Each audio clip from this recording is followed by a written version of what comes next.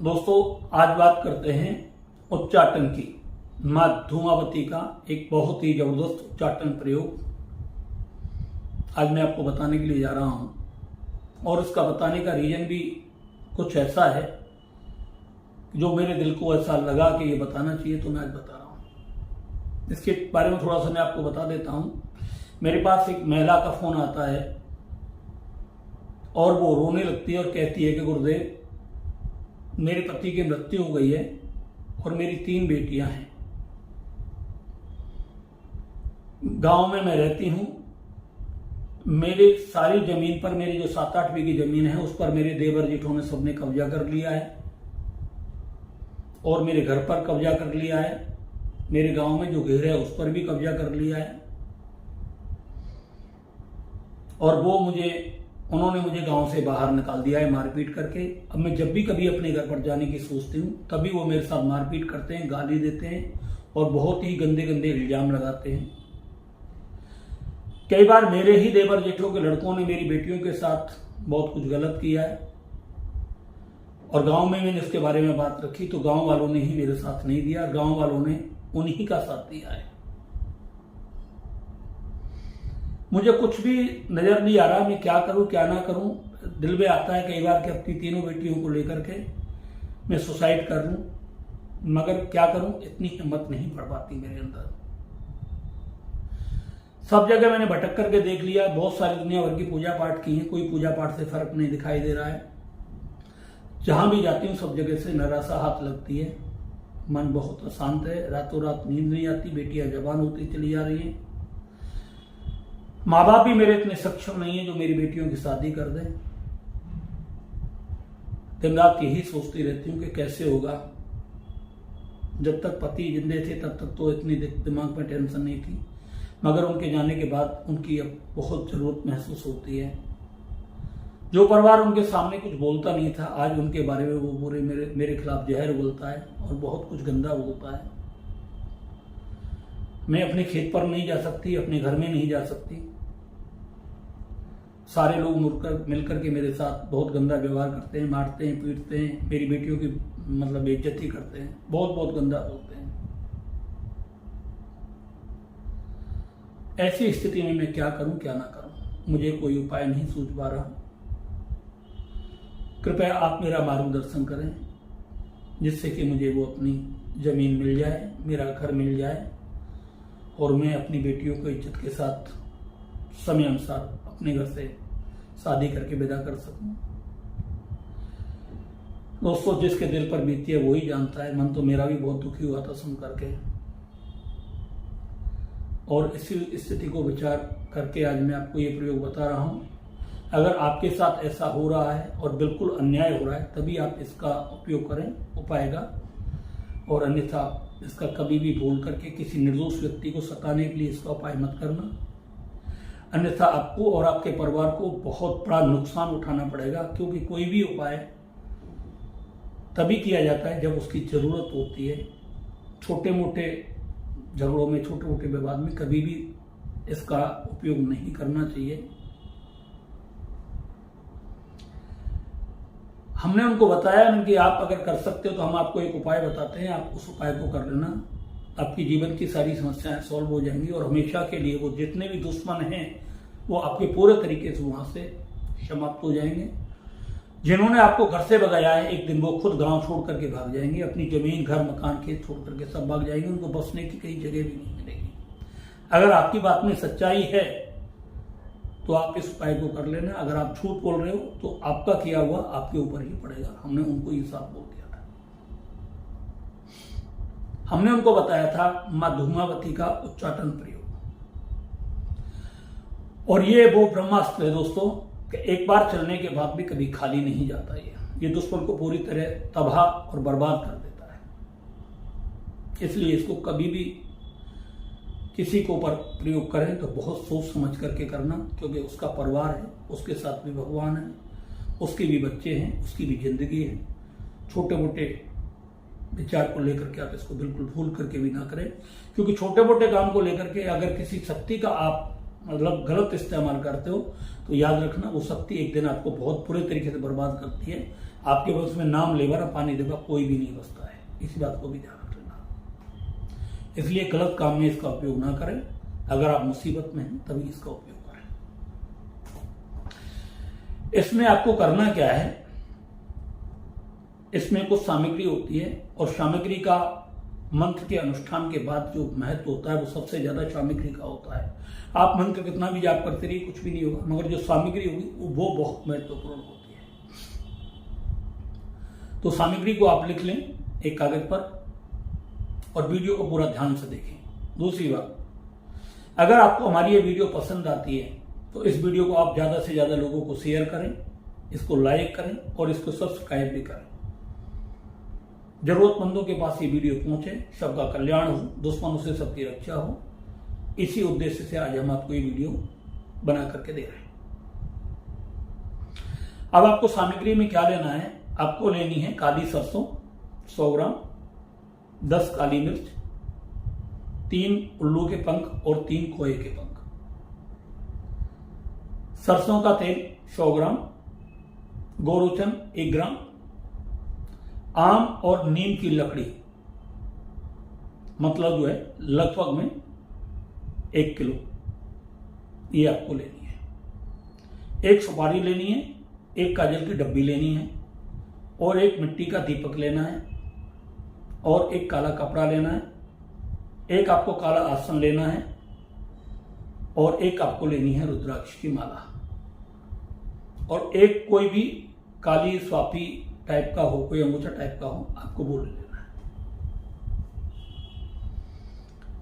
आपको ये सब सारी सामग्री एकत्रित करने के बाद एक माचिस ले लें, कपूर ले लें 50-60 ग्राम। ये सब सामग्री लेकर के आपको किसी ऐसी जगह पर जाना है। अगर शमशान हो तो सबसे बेस्ट है, सबसे उत्तम है, मगर ये प्रयोग आपको घर में नहीं करना है, घर से बाहर करना है और गांव से बाहर करना है। गांव से बाहर अगर आप इसको करते हैं तो किसी पेड़ के नीचे आपको बैठना नहीं है, खुले आसमान के नीचे आपको बैठना है। आपको अपना आसन बिछाना है, आसन ऊनी होना चाहिए, काला होना चाहिए। उस आसन पर बैठ जाएं दक्षिण दिशा की ओर मुंह करके। सरसों के तेल में गोरोचन को मिलाएं। तेल करीब 100 ग्राम करीब हो, उसमें 20-25-30 ग्राम के करीब तेल में गोरोचन को मिला दें। उसमें मिलाने के बाद उल्लू और खोए के पंख उसमें डाल दें। काली मिर्च और सरसों दोनों एक जगह मिक्स कर दें और उसी में ये उल्लू के पंख और खोए के पंख भी डाल दें। काली मतलब जो एक सुपारी है उसको काले रंग से रंग दें, काजल लेकर काजल की डब्बी से उसको रंग दें और ये सारी सामग्री की एक ढेरी बना करके और उसके ऊपर उस सुपारी को रख दें। ध्यान रखें, ये सब करते हुए आपका मुंह दक्षिण दिशा की ओर होना चाहिए। आप दीपक को जला दें, साथ में धूप बत्ती वगैरह लगा दें कोई भी,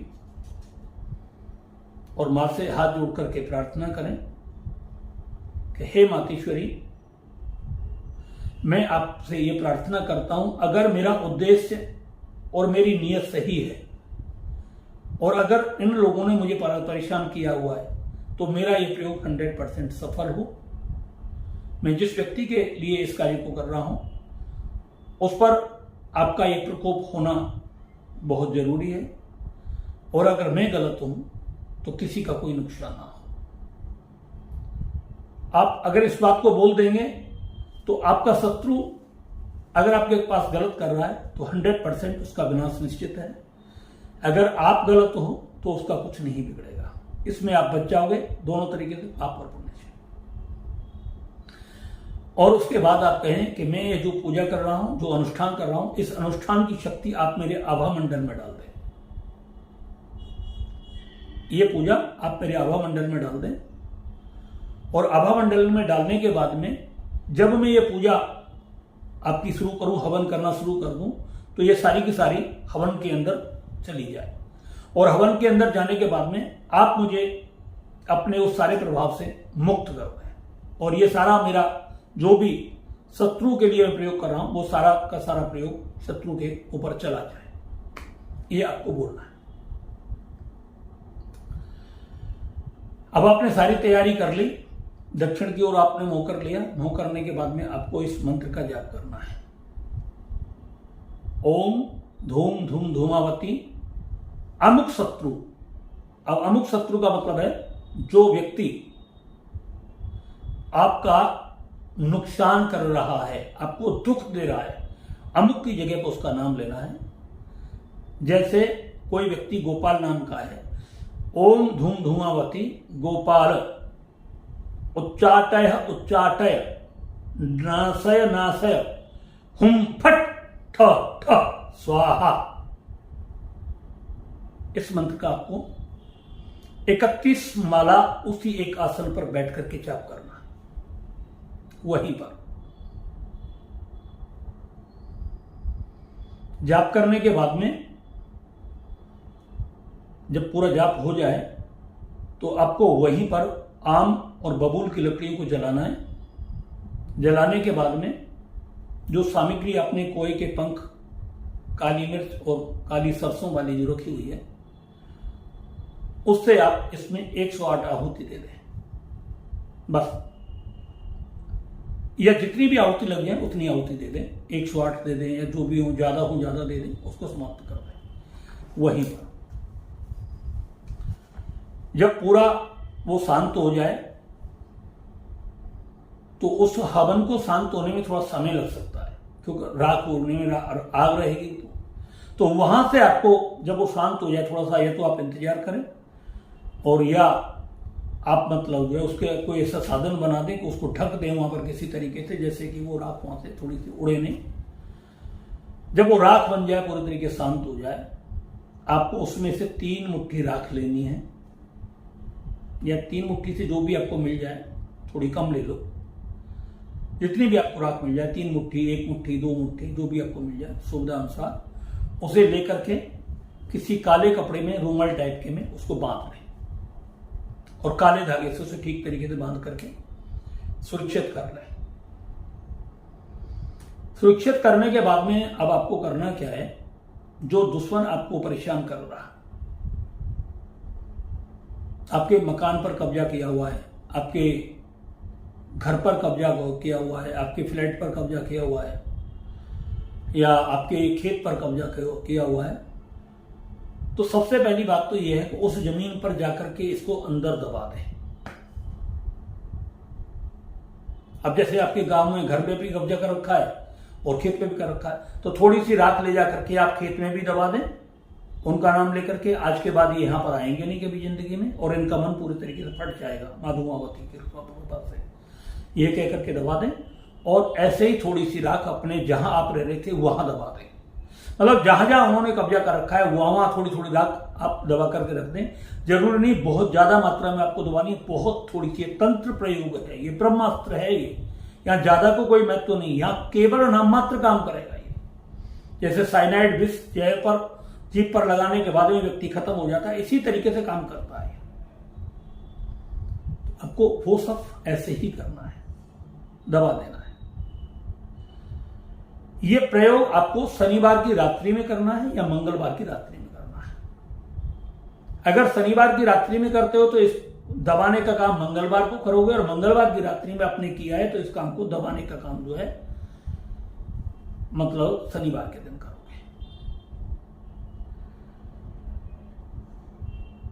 दोस्तों, मैं फिर आपको बता देता हूं कि ये प्रयोग बहुत ही शक्तिशाली और प्रभावशाली है।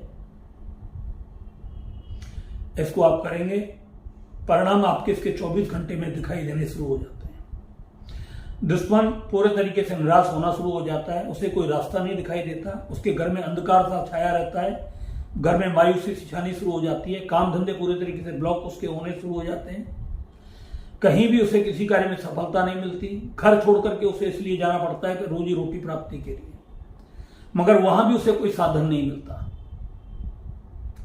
और परिणाम बाद में ये होता है कि ऐसी भी स्थिति हमने सुनी है और हमारे लोगों ने बताई है, साधकों ने, किसी ने, कि गुरुदेव मां धूमावती ही उस व्यक्ति को जाकर के कहती है कि उसका घर छोड़ दे, उसकी जमीन छोड़ दे, उसका फ्लैट, उसका मकान छोड़ दे, मैं तुझे माफ कर दूंगी, और अगर तूने उसका नहीं छोड़ा तो मैं तुझे पूरी तरीके से बर्बाद कर दूंगी। और उस व्यक्ति ने इन सब चीजों को जब स्वप्न में सुना या उसके अंदर अंतर प्रेरणा पैदा कर दी, और उसने छोड़ दिया, उसके बाद वो सुखी हो जाता है। ऐसे एक बार साधकों ने नहीं, कई बार उन्होंने किया है। बहुत ही अनुभव सिद्ध प्रयोग है, एक बार नहीं, बहुत सारे लोगों ने किया हुआ है। दोस्तों, मैं आपको एक बात बता देता हूं, आप मेरे पास किसी भी व्यक्ति के लिए, मारण के लिए, उच्चाटन के लिए या किसी का बुरा करने के लिए आप कोई फोन ना करें, और ना ही आप कभी जीवन में ऐसी कल्पना करें कि हम किसी के लिए कुछ बुरा करेंगे या किसी के लिए कुछ गलत करेंगे। मैं उन चीजों में विश्वास नहीं रखता कि जो मेरे साथ में नहीं जाने वाली, उस पाप को मैं कभी नहीं करता। आपके लिए कोई दिक्कत है, किसी भी तरीके की कोई परेशानी है और रियल में आप उस परेशानी से जूझ रहे हो, तो मैं उसका आपका मार्गदर्शन बन सकता हूं, मार्गदर्शक बन सकता हूं। मगर आप सोचो मैं आपको कुछ कर दूं, ये आप बिल्कुल भी भूल ना करें। और किसी भी व्यक्ति का बुरा करने के लिए, बुरा अहित करवाने के लिए आप कभी मेरे बारे में कल्पना भी मत करना और सोचना भी मत। मैं भगवान से बहुत ज्यादा डरता हूं और ईश्वर की कृपा से मेरे पास सब कुछ आनंद है, इसलिए मैं ऐसे काम कभी नहीं करता।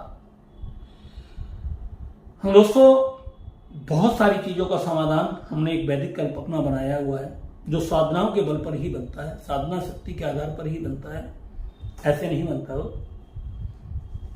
अगर किसी व्यक्ति के ऊपर वशीकरण कर दिया है, उसका परिवार टूट रहा है, उसकी बेटी भाग रही है या उसका बेटा किसी गैर लड़की के साथ शादी करना चाह रहा है, जाति बिरादरी से लेकर के लोग परेशान हैं और वो चाहते हैं कि उसका वशीकरण टूट जाए, तो आप वैदिक कल्प लेकर के उस व्यक्ति को आप दे सकते हैं। आप देखेंगे 2 से 3 दिन के अंदर जिस उस व्यक्ति से बहुत गहरा लगाव था, वो पूरे तरीके से टूट जाएगा, खत्म हो जाएगा। जो यादें उसको बार बार आती थी दिमाग में उसके में, वो उसके पूरे तरीके से समाप्त हो जाएंगी। दोस्तों, बहुत सारे ऐसे तांत्रिक प्रयोग हैं जो व्यक्ति को बीमार डाल देते हैं, और बीमारी भी बहुत सारी अजीबोगरीब होती है, रिपोर्ट में कुछ नहीं आती, मगर व्यक्ति कभी ठीक नहीं हो पाता। तो किसी भी तरीके की ऐसी कोई बीमारी है जिसमें रिपोर्ट में कुछ नहीं आ रहा और बीमारी ठीक नहीं हो रही है, उसके लिए भी वैदिक कल्प बहुत ही अच्छा काम करता है और ये 2 से 3 दिन में अपना काम करना शुरू कर देता है और रोगी धीरे धीरे स्वस्थ होना शुरू हो जाता है। जो व्यक्ति दोस्तों निरंतर डिप्रेशन में पड़े रहते हैं, काम धंधा करने का कोई मन ही नहीं करता, घर से निकलने का मन ही नहीं करता, उनका काम पर जाने का बिल्कुल मन नहीं करता, हमेशा एकांत में पड़े रहते हैं, ऐसे व्यक्ति को आप गोरोचन कल्प या वैदिक कल्प देना शुरू कर दीजिए।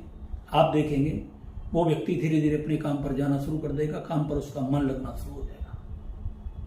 कुछ बच्चे होते हैं हॉस्टल में चले जाते हैं, मगर हॉस्टल में उनका मन नहीं लगता। कुछ लोग ऐसे होते हैं कि बाहर नौकरी पर चले गए, मगर उनका नौकरी पर मन नहीं करता, रिजाइन देकर के चले जाते हैं। घर आने का मन करता है, बच्चों का घर आने का मन करता है। अगर बार बार बच्चों को घर आने का मन करता है या नौकरी से छोड़ करके व्यक्ति का घर आने का मन करता है, मन परेशान रहता है, बार बार घर की यादें आती है, पढ़ाई डिस्टर्ब हो जाती है, काम में दिक्कत आने लगती है, आप उस व्यक्ति को वैदिक कल्प दे सकते हैं। उसकी यादें वहीं की वहीं स्टॉप हो जाएंगी और वो अपने भविष्य पर ध्यान देना शुरू कर देगा। अगर किसी व्यक्ति को ऐसा लगता है कि मेरे ऊपर किसी ने कुछ गलत कर दिया है, तंत्र मंत्र कर दिया है, जादू टोना कर दिया है और उसका प्रभाव मेरे पूरे परिवार पर, मेरे जीवन पर पड़ रहा है, तो परिवार के जिस सदस्य पर उसका गलत प्रभाव पड़ रहा है, तो आप हमारे उस वैदिक कल्प को उस व्यक्ति के लिए 4-4, 5-5 दिन में एक बार दे सकते हैं और धीरे धीरे उसकी जिंदगी पूरे तरीके से बहुत अच्छी लाइन पर आ जाएगी। दोस्तों, वैदिक कल्प के हजारों फायदे हैं, मैं एक वीडियो में आपको नहीं बता सकता, मगर धीरे धीरे वीडियो में मैं आपको जो मेरी बनेंगी और सबके अंदर मैं आपको बताता चला जाऊंगा। अगर आपको दोस्तों, फिर मैं आपको कहता हूं कि अगर आपको ये वीडियो पसंद आती है तो ज्यादा से ज्यादा इसे शेयर करें, लाइक करें और सब्सक्राइब भी करें। और एक बात हमेशा ध्यान रखें, अकारण ही किसी का गलत सोचना, किसी का बुरा सोचना, वो आपके लिए फायदेमंद नहीं होगा, आपके लिए नुकसानदायक होगा। आप जितना सोचो उतना ज्यादा से ज्यादा लोगों के लिए अच्छा सोचो, उनके बारे में अच्छा सोचो, उनके बारे में ज्यादा से ज्यादा बढ़िया सोचो। जब आप किसी के लिए ज्यादा से ज्यादा अच्छा सोचोगे, ज्यादा से ज्यादा बढ़िया सोचोगे, दोस्तों वो एनर्जी आपकी बॉडी में ही रहेगी और आपके जीवन में बहुत कुछ अच्छा होना शुरू हो जाएगा। बुरा करने से कभी आपका भला नहीं होता और भला तभी होता है जब आप किसी के साथ भला करते हैं। इसलिए अपनी किसी गंदी मानसिकता, छोटी मोटी सोच को लेकर के इस उपाय को आप बिल्कुल भी ना करें। मैं आपको लास्ट में फिर बोल दे रहा हूं, माँ धूमावती आप सभी का कल्याण करें। जय माँ पीताम्बरा।